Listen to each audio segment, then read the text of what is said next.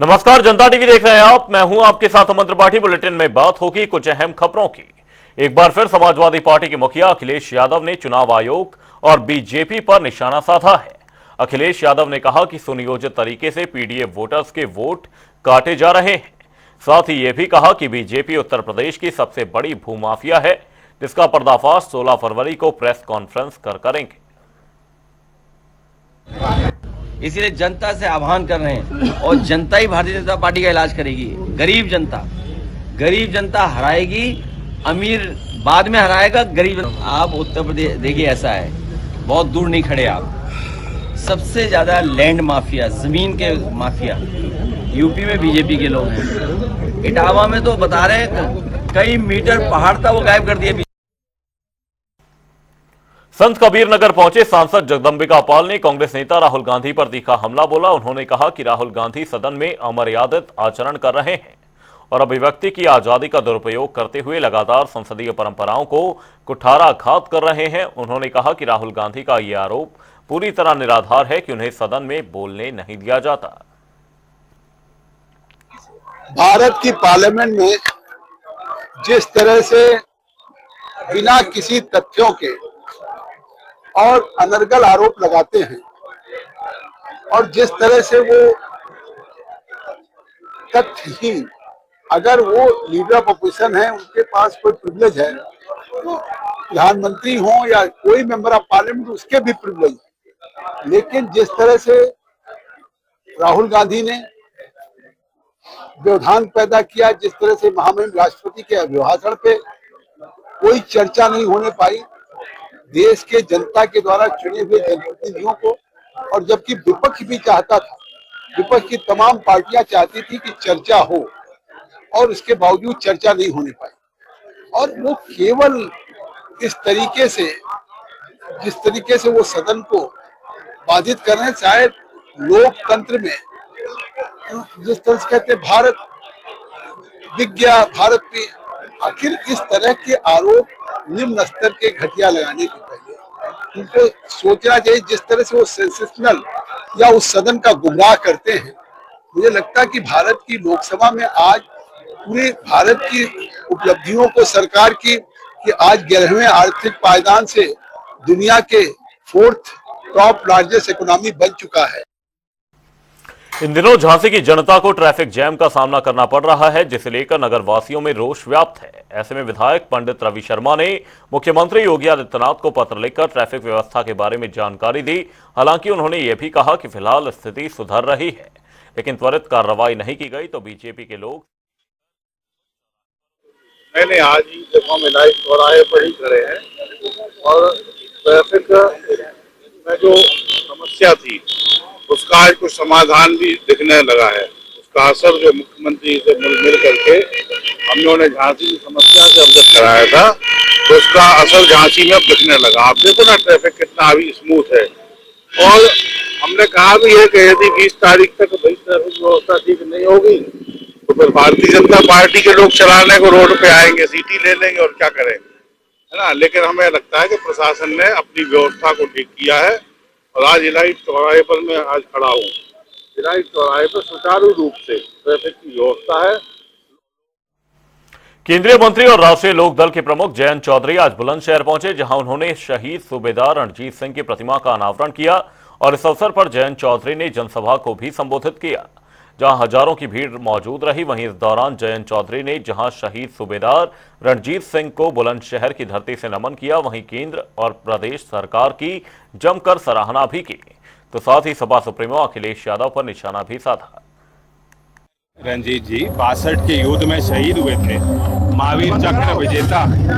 आज उनका नमन किया है, श्रद्धांजलि उनको दी है और उनकी स्मृति में यह कार्यक्रम पूरा हुआ और मेरा सौभाग्य है कि इस अवसर बहुत अच्छा है। डिफेंस कॉरिडोर के हम बगल में हैं और ये डिफेंस कॉरिडोर अलीगढ़ से शुरू होता है, कानपुर तक जाता है। नया निवेश हो रहा है जेवर में, आपको पता है एयरपोर्ट का उद्घाटन होने जा रहा है, साथ RRTS का उद्घाटन होने जा रहा है जो मेरठ की कनेक्टिविटी दिल्ली से, और साथ ही semiconductor industry, data centre industry, जो कभी हमने कल्पना नहीं की थी कि यूपी में भी ये चीज़ें होंगी, आज उनका निर्माण होने जा रहा है। 3700 करोड़ का HCL और फॉक्सकॉन का जो जॉइंट वेंचर हो रहा है।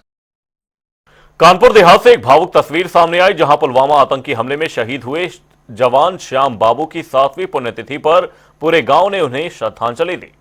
आज ही के दिन साल 2019 में हुए आतंकी हमले में देश ने 40 वीर जवानों को खो दिया था और ये दिन आज भी ब्लैक डे के रूप में याद किया जाता है। वहीं डेरापुर तहसील के रेगवा गांव में शहीद स्मारक पर परिवार और ग्रामीणों ने पुष्प अर्पित कर वीर सपूत को नमन किया। सभी लोग आते हैं हमारे आतुर के स्थान पर, सब लोग फूल माला श्रद्धांजलि अर्पित करते हैं यहाँ के। आज 14 फरवरी है, आपके बेटे का शहीद समारोह पे काफ़ी लोग यहाँ पर आए हुए हैं, क्या कहना चाहेंगे इस विषय में आप? काफ़ी लोग तो भैया शहीद हैं, इनका तो अब आज तो दिन बड़ा दुखद का है। ये तो सब लोग आते हो जाते इस समय पर हैं, आएंगे फिर जाएंगे, बस साल में ही यही तो एक है कि आने जाने का ये कष्ट की बात है। चलो हमारे लड़का सब लोग आते हैं भाई, अच्छे लोग 12 बजे टाइम करते के लिए हमारे शहीद के परिवार ने हमें यहाँ आमंत्रित किया, मैं उनका कृतज्ञ हूँ। दूसरा एक ऐसे वीर प्रदेश के इस गांव में मैं आया हूँ कि जो 40 वीर सपूतों ने शहादत दी, उसमें से 12 शहीद उत्तर प्रदेश राज्य के हैं। एक बहुत बड़े गौरव की बात है हमारे इस उत्तर प्रदेश के लिए।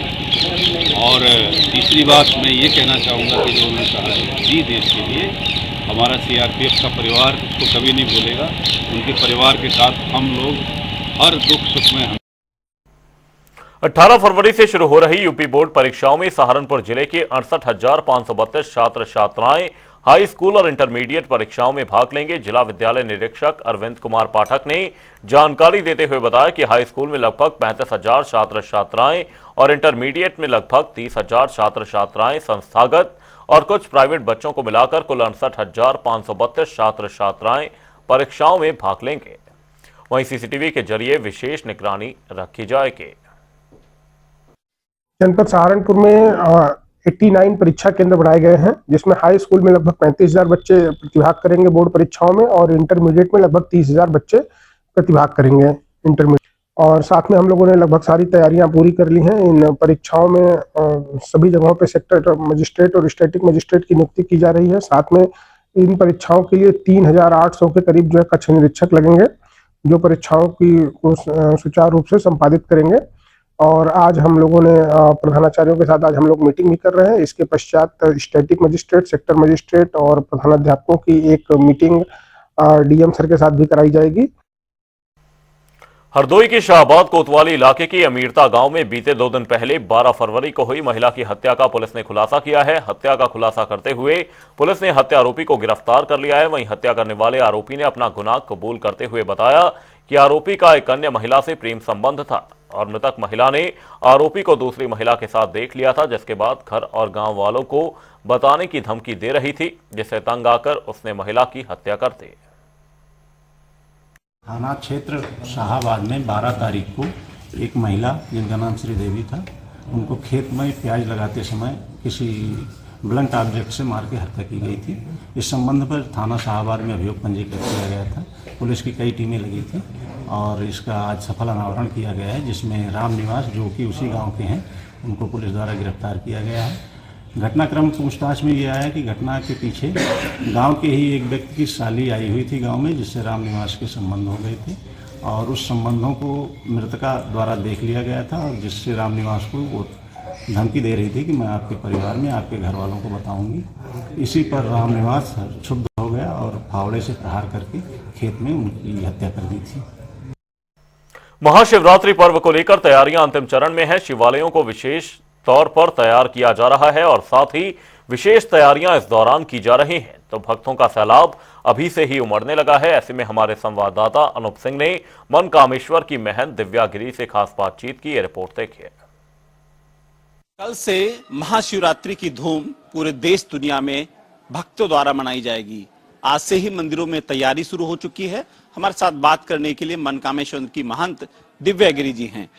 महाशिवरात्रि भगवान शंकर के विवाह के बाद का ये जो पर्व एक तरीके से मनाया जाता है, लोग लंबे समय से भक्त इंतजार करते हैं कि महाशिवरात्रि आएगी और भगवान भोलेनाथ को प्रसन्न करेंगे, उनकी पूजा आराधना करेंगे और मात्र वो जल से ही प्रसन्न हो जाते हैं भोलेनाथ जी?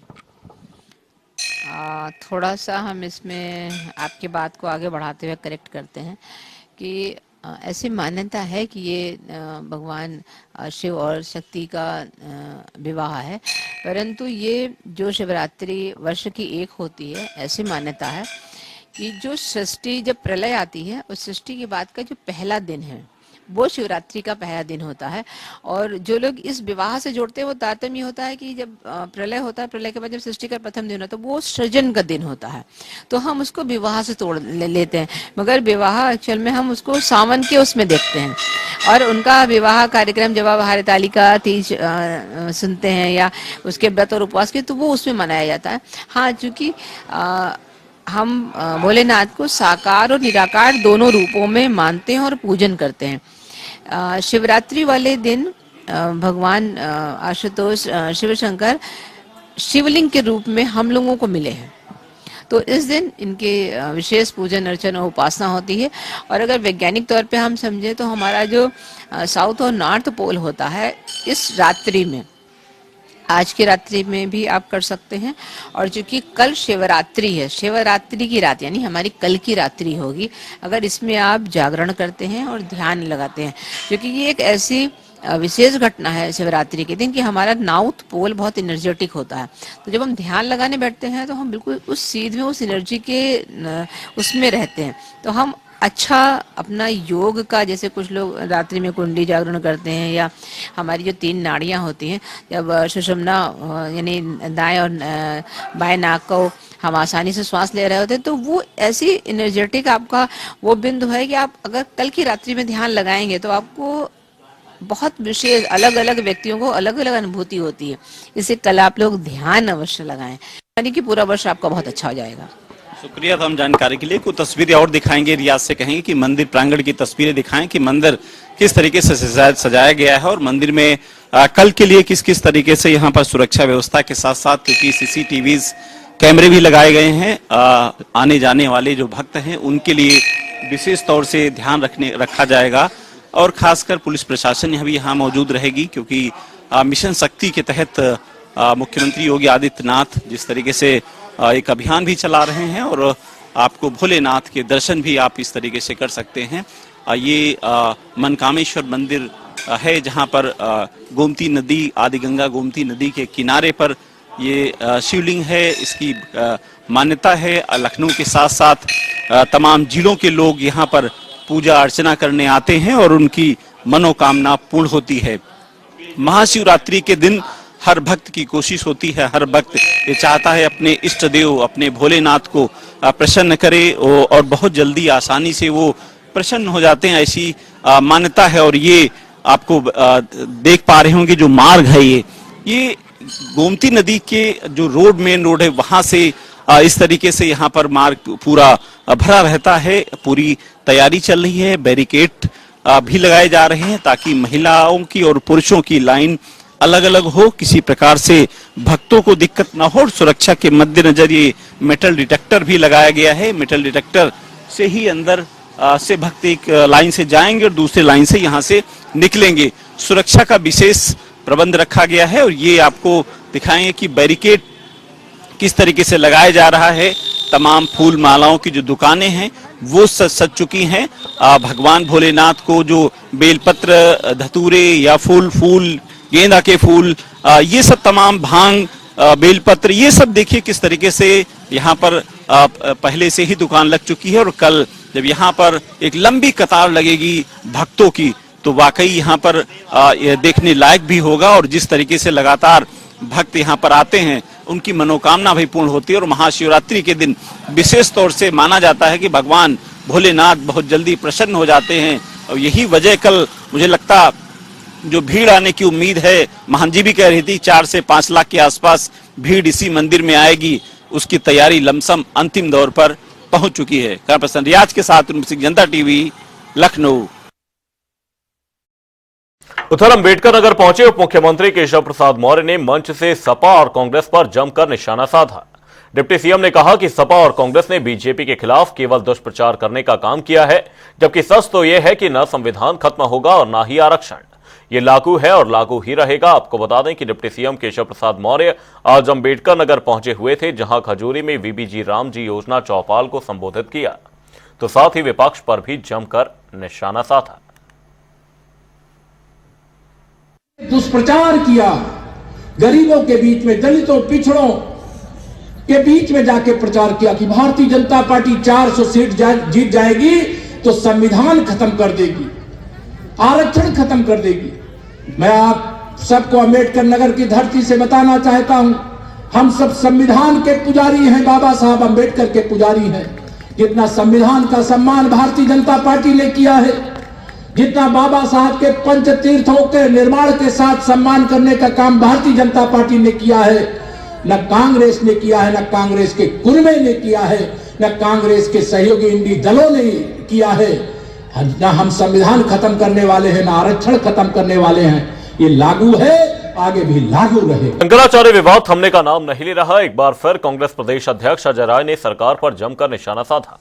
अजय राय ने कहा कि शंकराचार्य की नियुक्ति देश के कानून या यूपी सरकार नहीं करती, बल्कि शंकराचार्य पद पर नियुक्ति की एक धार्मिक परंपरा है और उसी से यह पद तय होता है। तो साथ ही कांग्रेस प्रदेश अध्यक्ष अजय राय ने चाइनीज मांझे से कटकर हुई युवक की मौत के बाद परिजनों को 50 लाख रुपए और सरकारी नौकरी देने की मांग की है।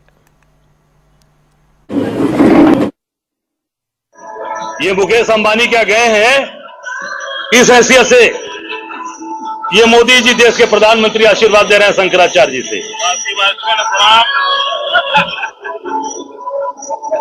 ये प्रधानमंत्री जी मोदी जी हैं, योगी जी। ये बताएं, ये कैसे आप इनके ऊपर चैलेंज कर रहे हैं? ये पूरी तरीके से झूठ बोलने का ठेका दे रखे हैं और जनता को गुमराह कर रहे हैं। मैं अपने जो हमारी ये बैठी है, हमारी यहां पर बहन आई है बच्चों को लेकर, शहीद शोएब की जो बेवा और उनके परिवार के लोग, ये बेचारे दर दर की ठोकर खा रहे हैं। जो योगी जी ने कहा कि मुकदमे दर्ज होंगे, कार्रवाई होगी, आर्थिक एक पैसा सहयोग नहीं मिला। पूरा परिवार तबाह है, पूरा परिवार परेशान है। 2 छोटे बच्चे, आज मैं इनके घर गया था मिलने, इन लोगों ने कहा कि अपना घर भी हमने LIC फाइनेंस से करा के 35 लाख रुपया लोन लेके ये रहते हैं वहां पर। अब वो कमाने वाला व्यक्ति, एक वहां पर वो दवा के लिए दवा की कंपनी में MR थे, अब वो अल्प वेतन भोगी बेचारे चले गए। अब ये छोटे बच्चे और ये परिवार कैसे चलेगा? ये सरकार तत्काल, मेरी मांग है, तत्काल इनको 50 लाख रुपए और इनको सरकारी नौकरी इनको तत्काल मिले, ये हमारी मांग है और इसको तत्काल सरकार मांग करे, हमारी बात को माने। मेरठ हापुड़ लोकसभा सांसद और अभिनेता अरुण गोविल आज हापुड़ पहुंचे, जहां उन्होंने जल जीवन मिशन के तहत गांव में पानी की टंकी का उद्घाटन किया और इस दौरान उन्होंने जल जीवन मिशन की उपलब्धियों की जमकर सराहना की।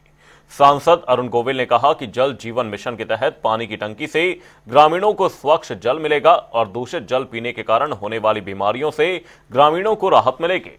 तो साथ ही जल स्रोतों के संरक्षण की अपील भी की। ये जल जीवन मिशन जो है बहुत अच्छा काम कर रहा है सभी जगह, और आदरणीय मोदी जी के नेतृत्व में जो हर घर जल का जो मिशन है पूरा हो रहा है। और आज मैंने यहाँ सुरक्षित जल हमें कैसे मिले, इसके लिए भी मैंने एक यहाँ टेस्ट देखा जो बहनों ने दिखाया मुझे। बहुत आसान सा टेस्ट है। वैसे तो ये पक्की बात है कि जो भी जल यहाँ आएगा वो टेस्ट होकर ही आएगा, फिर भी हमें अपने घर में जरूर किट रखनी चाहिए ताकि हम जब भी पानी पिए सुरक्षित पानी हो। और इस गांव की जो जितनी भी सुविधाएं हैं इस गांव में, वो सब धीरे धीरे आती चली जा रही हैं। इस गांव के सभी भाई बहनों को, और यहाँ आशा बहनें भी आई हैं, आंगनबाड़ी से भी बहनें आई हैं, आप सभी को मेरी ओर से बहुत बहुत शुभकामनाएं। नोएडा में आत्महत्या की दिलदला देने वाली वारदात सामने आई है। वैलेंटाइन डे के दिन प्रेमी जोड़े ने आत्महत्या कर अपनी जीवन लीला समाप्त कर ली। हादसे के संबंध में बताया गया कि कार के अंदर प्रेमी ने पहले प्रेमिका को गोली मारी, फिर खुद को भी गोली मारकर आत्महत्या कर ली। यह घटना सेक्टर 39 थाना क्षेत्र के सेक्टर 107 रोड की बताई जा रही है। मिसिंग की शिकायत दी थी, सुमित की लड़का जो है उसकी शिकायत दी थी।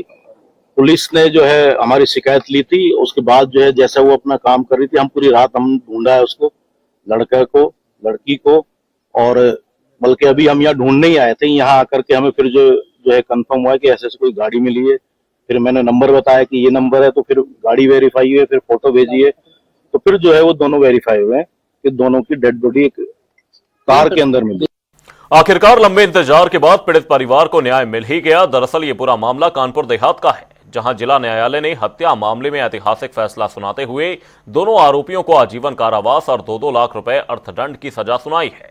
वहीं 4 लाख रुपए अर्थदंड का 90% मृतक की मां को मिलेगा और अगर अर्थदंड जमा नहीं कराया जाता तो 2-2 साल का अतिरिक्त सश्रम कारावास होगा।